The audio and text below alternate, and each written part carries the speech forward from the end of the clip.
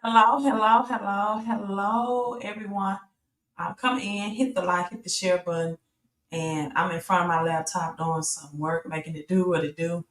And I came across this Charleston White video clip on TikTok, and I wanted to share it with you all because in this particular TikTok with Charleston White, right? Charleston White. I actually agree with him. I actually agree with him. Now, there are some things about Charleston White that I do not agree about. That he had, well, I won't say some things. I will say there's one particular thing that I heard him say, because he usually speaks truth to facts. But I heard him make this one comment about the black woman, and he said that the black woman uh, had needs to be beaten or physically abused, needs to be hit, slapped, physically abused. I don't agree with that. I don't agree with that. Listen, the black woman has been physically abused, and we can trace that back into slavery times, right? Physically abused, mentally abused, emotionally abused. We can trace that all the way back to slavery time. So why would a black man say, "Hey, this is what you got to do to a black woman. You got to beat a black woman"? Now, I don't agree with that, Charleston White. You got to be the black. So that I won't say there's a lot of things that he said that I'm in disagreement about. He has gone back and forth about who he's going to elect. Once he came out and said, I'm going to vote for Trump. And then he came out again and said, I'm going to vote for Kamala. Kamala, and I'm like, he said he had a change of mind. He was in the shower. If you all follow me, you'll already know that I don't vote for either one, right? Red or blue, neither is for you, is my philosophy. Um, in the black and brown community, president elects does not have to promise. And guess what? Not only do they not have to promise anything to the black community, once they get in office, they don't have to do anything for the black community to earn their votes, to earn their trust. Most people in the black and brown community vote for people based off of religious beliefs, or they do it based off tradition. They have traditionally been Democrat, and that's why how they vote. Or they traditionally been Republican, and that's how they vote. Most people that I've asked, and this is just in the black and brown community, I have not asked other races or cultures, but most people that I ask in the black and brown community to tell me why you vote if you are a Democrat, right? And I say, why are you voting Democrat? Since Michelle Obama has everybody in an uproar about Trump coming after a black job, and not even research that there are. This is true to the facts that blacks right now, when it comes to the race economic gap in household, have the lowest household economically amount that comes into the black household, the lowest income status. Even Hispanics have risen above us in that race economic gap. That blacks are have low paying jobs, no matter your status quo, no matter your degree status. And so blacks, people in the black and brown community got such an uproar and the way Trump delivered it that they didn't even research. Well, why did he say that? Why did he say there's black jobs? Because there are. There's very few black people, for example, that make $250,000, right? The last I looked at, and let me pull it up because I always like to show and tell, right? So let's look at the income inequality gap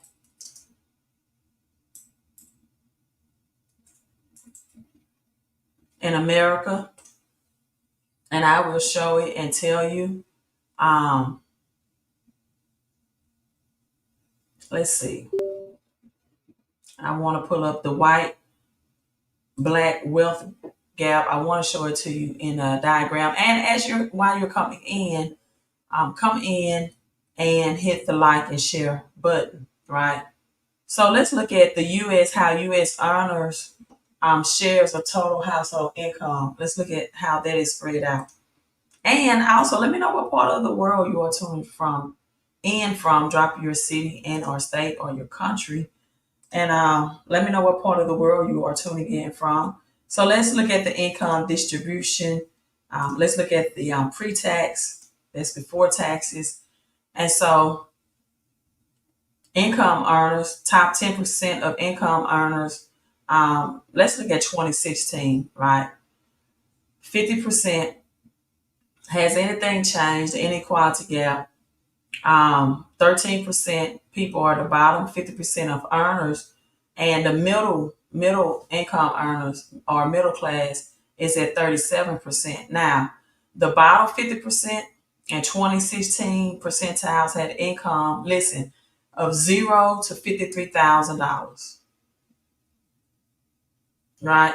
0 to 53,000. The middle income, 50 to 90% of households had income between 53,000 and 176,000, while the top 10% households in the 90 percentiles had 176,000, the top 10% of the income earners, right? So let's look at how that is distributed, the wealth distribution. Now, I'm not going to look at 1989 right now, but negative net worth, right? Families, total U.S. wealth, and 50% on less. So let's look at when it comes to the ratio between the white and black wealth gap. Now, I will start in 1989 here. Now, 50% of wealth, which is the median of white families from 1989, starting at 134,000, the typical white family had about 10 times the wealth of the typical white family. To 2016, their wealth, the white family, increased of 163,000, starting at 134,000 in 1989 when we're not dealing with inflation. So in 2016, the typical white family had 10 times the wealth. Again, 10 times the wealth of the black family. That's seven and a half times the wealth also of an Hispanic family as well. Now, when we look at the black earnings, right, the black wealth of black families and black earnings, 75% of wealth of black families starting in 1989 is $75,000. And guess what? In 2016, that wealth gap hasn't increased by much. In 2007, this is right before the housing market crash, we see that wealth gap increase, right? But, you know, has not. This is the black family that's in the medium, in the orange shows the medium 50 percentile, and the purple shows the 75 percentile. So when looking at this, if you're going to be emotionally driven, right, by the way Trump said it, instead of researching, and for the Hispanic household, the graph looks the same. The wealth gap between whites and black, and now you can't pass on generational wealth, right? Because you're not even in the race. And you look at slavery from 16, was it 16? When did slavery start? Exactly in 1600s.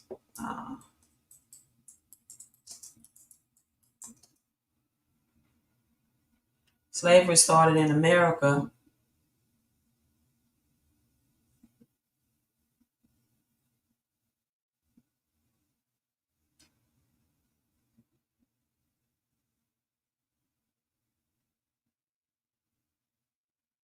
because I think 2024 supposedly made 400 years, so they would make it. Okay. But at any rate, so when you look at the United States and America became rich from the free labor of slave and those enslaved. In fact, that's what made America a global economic powerhouse, right? A global economic powerhouse. And so was doing slavery. So 1619, right? 1619. So actually 2019, they considered the 400 years. And 1619, the transatlantic slave enslaved Africans ashore. Actually, they enslaved Hebrew Israelites, not Africans. The Africans are the ones that sold them. So you had tobacco going on, you had cotton. And so this constituted more, or this consisted of more than 50% of the population of slavery by 1776 in America. So when I hear terminology and things of make America great again, this is when America was in its greatest financial position. So is that the meaning of that slogan? Now, I heard Dr. Umar say this, and I will show you all the clip as well. He says that low energy Negroes, he said it that way, low energy Negroes, when you speak against Kamala Harris, they automatically ask if you're a Trump supporter. Do you support, are you a Republican? No, I'm not. I don't, neither one. You can be independent because you're going to do something for my vote. I'm not that easily misguided. As Malcolm X would say, I'm not bamboozled. I'm not hoodwinked. Right? And I also believe that presidents are selected, not elected anyway. Don't understand why we keep having these arguments about what's better, Republican or Democrat. It's not the popular votes that get them in office, it's the electoral votes. And believe you me, the elite already have plans years ahead of time about who's going to take over, or if this is going to be a repetition of presidency once that 4-year president has been in office. So they know this way ahead of time. So let's listen to Charleston White. I want to share that clip. So don't really think your vote makes a big difference. I don't like to be the one to tell you, but they don't. Their presidents are not elected; they are selected. But if you feel like that is your duty and right to vote, then just say that. I feel like that's my moral responsibility, and you do that because we did have people. When I say we, the Black and Brown community, had people that shed blood for the right to vote because they thought that that was going to be the way out of their economic slave ship, and it's that still haven't happened. Voting years later has not changed anything, even since Jim Crow has not. And so when the Black and Brown communities understand and realize that it's going to be a SOS situation where you need to save yourself, right? Save yourself. Nobody's coming to save you. Nobody's coming to save you. No rapture, no president, nothing. But let's play these. Let's go. Who wins this election? Now who you're I know you're not voting, but if you had to predict who the winner will be, who's gonna win? China, Russia, North Korea, and Iran. That's who win this election. Explain. China, Russia, North Korea, and Iran. That's who wins this election. Explain what you mean by that. The American people don't win, no matter who wins. If Kamala wins, do you know how the world gonna treat us? Because most Muslim countries won't even talk to her. They want to address her as a leader. If Trump wins,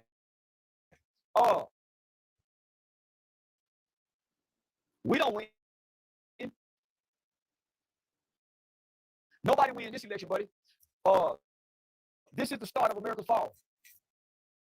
This is when Babylon began to fall. We're watching it.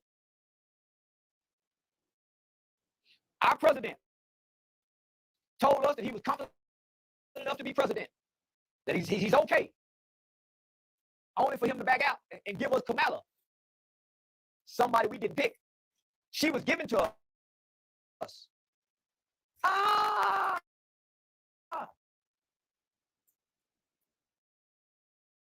So we don't win.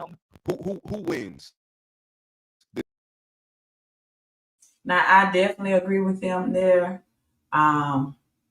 Russia, Iran, Iraq, China, America the Great has fallen to Babylon. That's why I've been telling people.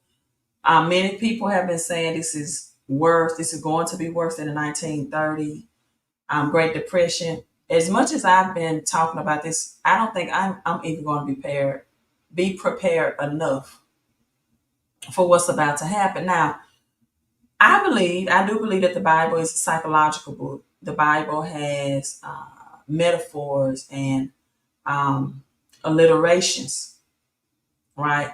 Not just morals for people to understand. The Bible is a very deep book. I made a post on Facebook that the name of Eve actually represented the first, as in Christmas Eve and New Year's Eve. It is the day before the first of a thing, before the first happened. So Adam got his name from the feminine Adama, which means dust, dirt of the earth, and Adam was formed. Does not say he was first. Does not say he was first. That was a metaphor, psychological metaphor. The Bible is full of allegories. It's full of anatomy of our bodies, ourselves. The place that Jacob wrestled with, that he named that place pineal, represents our pineal gland. And people got so attacked on Facebook about that because people are not operating on a higher level and they cannot psychologically, they have been taught the Bible in a very traditional and watered down way. But the reason why I'm bringing up the Bible is because if you believe in Acts, let me pull that up, and Genesis, that says that judgment is going to come for the 400 years of slavery.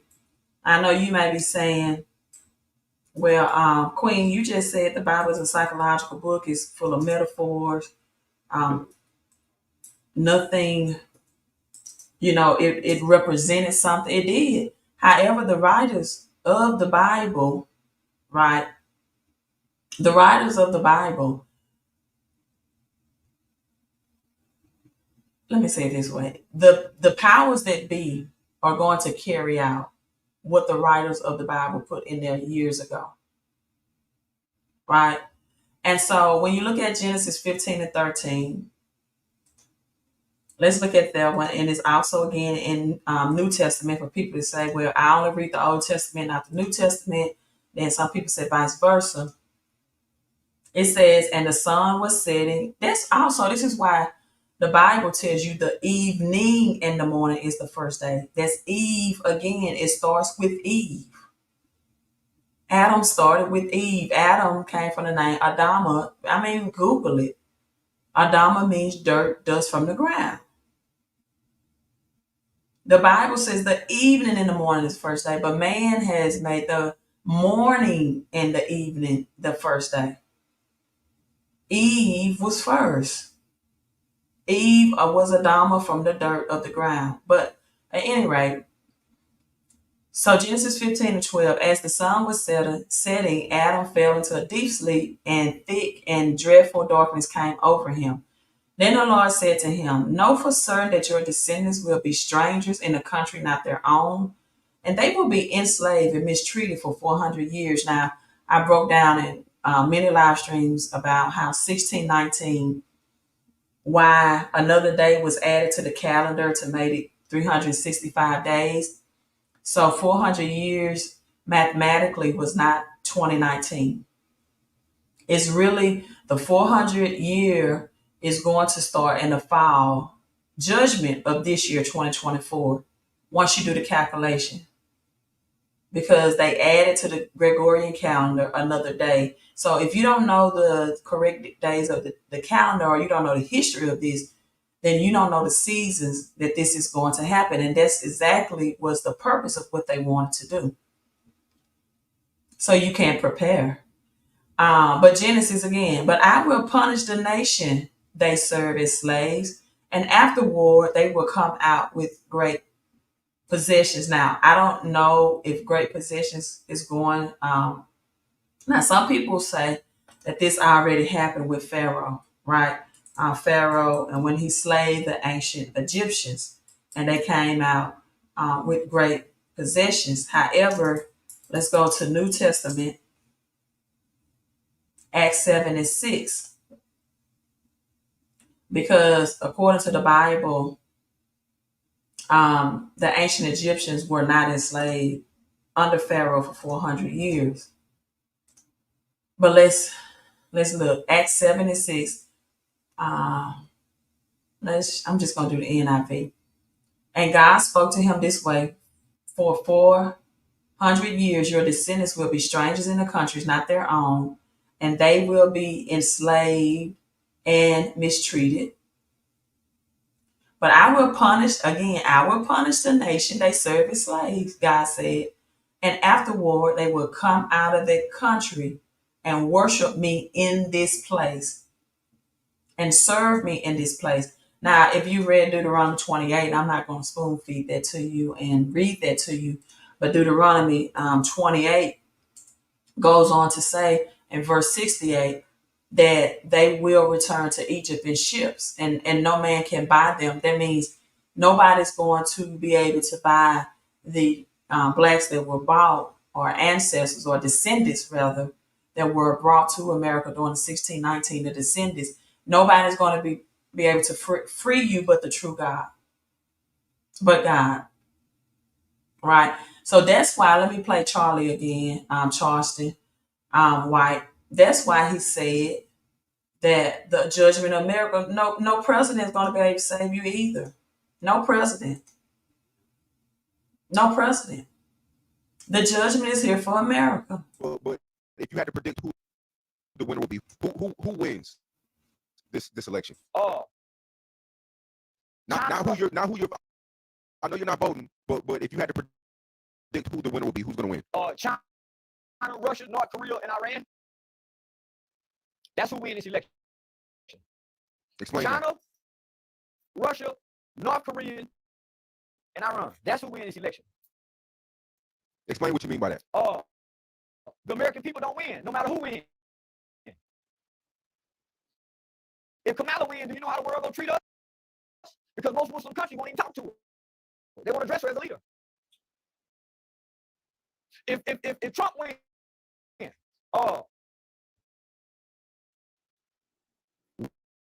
we don't win. Nobody wins this election, buddy. This is the start of America's fall. This is when Babylon began to fall. We're watching it. Our president told us that he was confident enough to be president, that he's okay, only for him to back out and give us Kamala, somebody we didn't pick. She was given to us.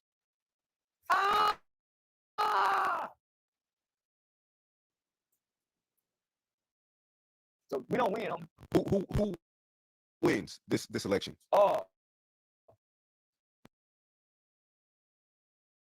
And he's absolutely, you don't win unless you're going to prepare for yourself. Right? Trump has suggested tariffs on China, mean raising the taxation. We know that most of what we get shipped to America is made in China. Look at anything you purchase or buy is made in China, right? Inscripted on there right at the back. So Trump want to raise the taxes on them. And then Kamala want to raise capital gain taxes and unrealized tax gains. Meaning unrealized tax gains, like if you're myself, you are a crypto investor, right? And you're only taxed when you sell. So if you invest in stocks, for example, same taxation works with the stock market. You're only taxed when you sell, right? Well, that's why I buy and hold a lot, and I just take a loan out against that, so I'm not highly taxed. Well, according to Kamala's taxation, tax therapy, she's going to tax that unrealized gain whether I or you sell or not. So if you are an investor and if you are an entrepreneur mindset, if you're an employee and an entrepreneur, no, meaning that, hey, yeah, I'm an employee, I work a job, but I'm an investor too. So you got some people, that's all they do is just work. They don't invest in anything. They spend their money. I heard Myron Goldman break it down this way. Poor people think the purpose for money is to spend it, right? And then Reverend Ike gave me even more clarity of what spending means. It means to put an end to your money. You have EED right in the word spend, right? And then he said middle class people think the purpose of money is to build good credit so they can get liability things that starve you and don't feed you, things that take money out of your pocket or bank account so they can be able to get things financed for the lowest interest rate, their homes, their vehicles, 0% APR on credit cards. That's what most middle class people think the purpose of money is. To get liabilities with good credit, unfortunately. People that live paycheck to paycheck, the poor working class, they don't care about good credit. They'll file bankruptcy. They'll damage their credit for up to 7 to 10 years and then recycle the process all again. People that live paycheck to paycheck, the poor working class, they only think about getting rid of debt. But guess what? As Myron Goldman said, debt free is still back at zero, meaning that you still don't have any money. So why not learn how to use debt to get you assets that's going to outgrow inflation? Because your pay raise on your job, that money is not going to outgrow inflation. The only thing that's going to outgrow inflation is finding and buying the correct assets, right? That's going to appreciate in value and not depreciate. So middle class people think the purpose of money is to get good credit, get low interest rates so they can look rich. Luxury vehicles that they probably cannot afford the maintenance on. A nice home that they don't know what to do with the equity in. I've seen some middle class people take out the equity of their house to buy a vehicle for their child for high school graduation. Why? Why? Why would anybody do that? Or I've seen middle class people take out student loans just to buy a nice vehicle. I promise you. And student loans will stay with you until you die. You can't file it in bankruptcy. Same thing with a mortgage. Mortgage morticianer means death sentence. So if you don't learn how to quicker pay down mortgages, if you don't learn how to play student loan the right way, the correct way, if you're like, I make this statement that college is overrated and vocational training in college is overlooked. Some people go to college to get degrees that give them no ROI, no return on their investment at all.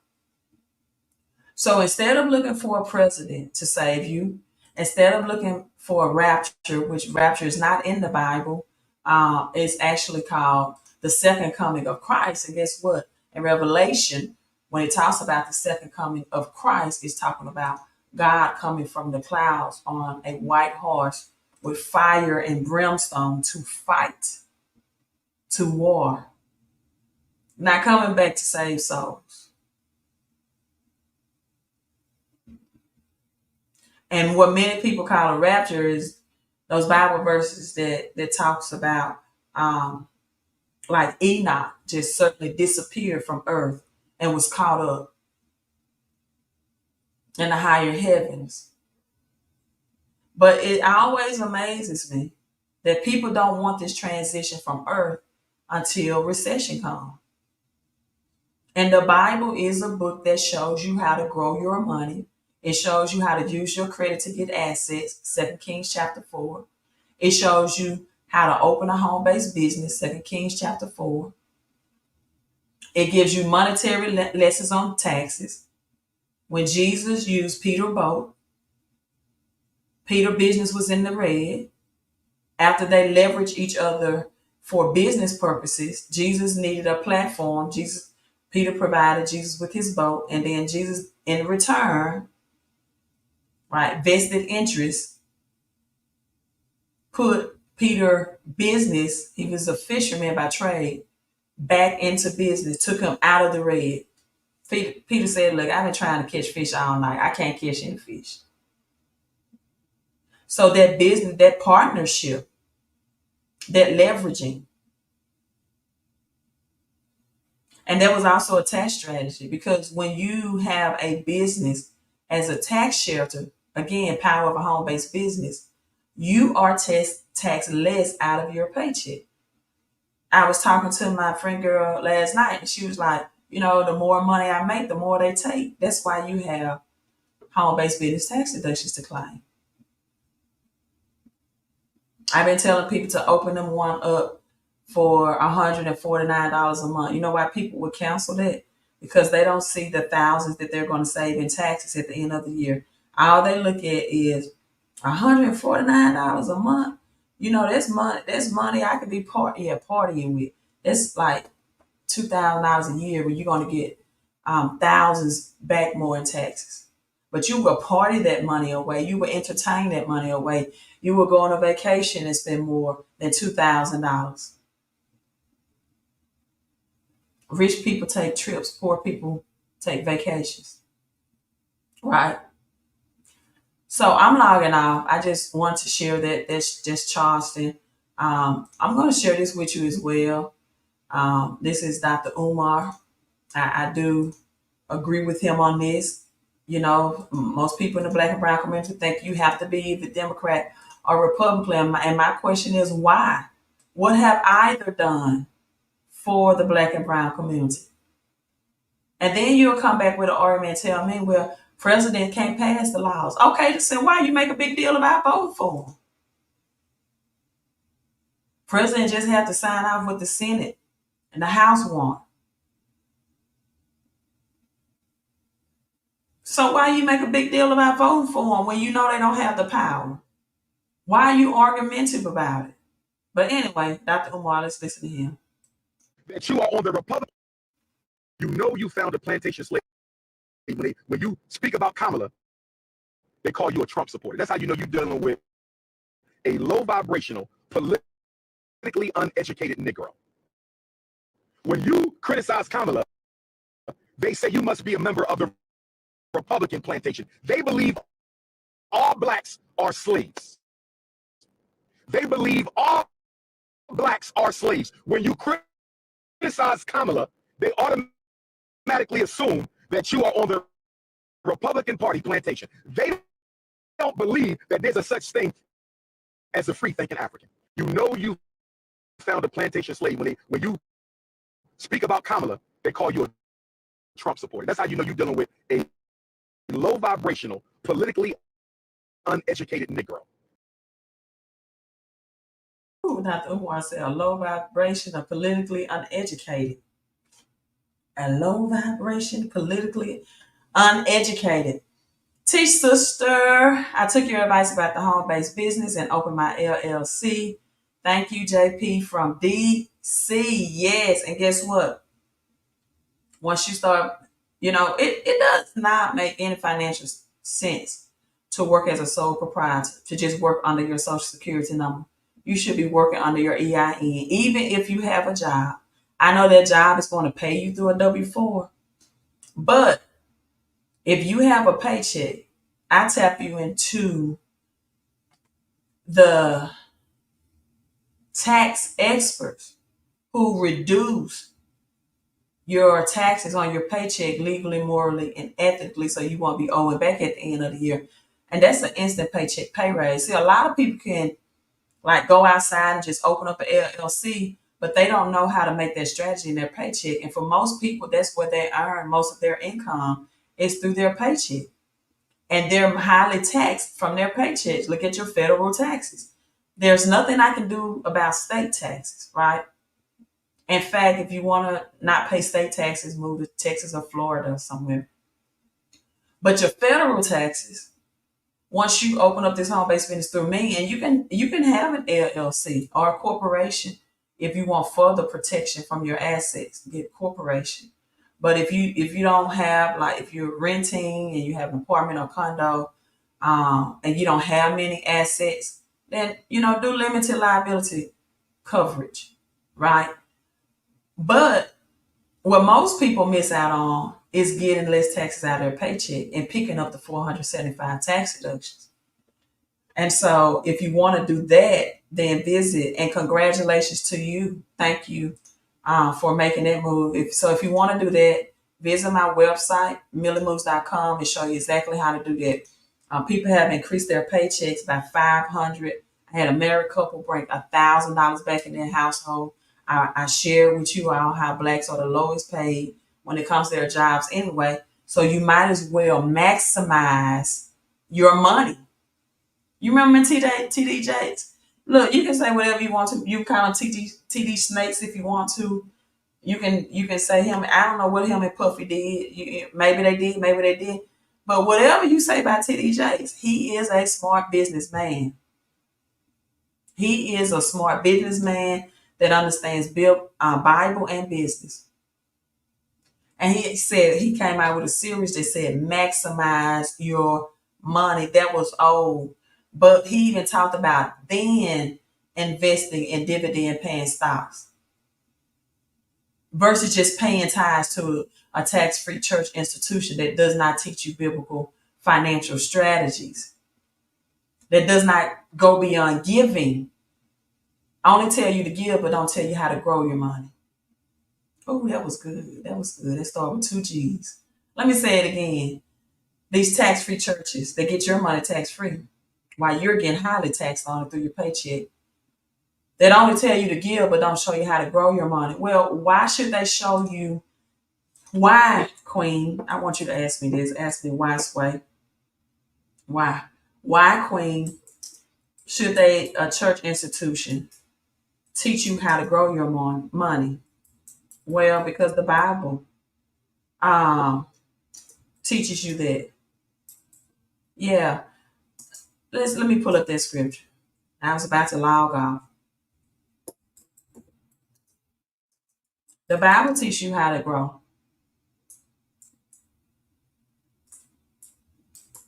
Let me pull it up. And then I'm logging off. And again, congratulations on that. Matthew. I always go to Matthew, not Matthew. 30, 13, and 44. Also, we can talk about the parable of talents. We can go to the parable of talents, but I'm gonna do something different, right? The one that was given 5 talents, each according to their own ability, then 2, then 1, and the first 2 that had the most grew their money, right? Grew their money, but Matthew 13 talks about and his excitement, he hit it again. And so everything he owned to get enough money to buy in a field. This man knew what assets was. He knew to give up what he had. He was willing to sell his liabilities to gain assets. And again, read the parable of talents. How they went and grew their money, right? Doing it now, that's great. So glad you're doing it now. It's a special going on now where you can join that home-based business and connect with those tax experts for the $149 a month. Once you go to their website, you should find all of that out. Right? I'm logging off, you all. Enjoy the rest of your day. People, save yourself. A great crash is coming to America. Babylon has fallen. Many are saying this is definitely going to be worse than 2008. But the stuff we used to read about in the history books of the 1933 Great Depression, many saying it's going to be worse than it. All right, I'm logging off. Queen out.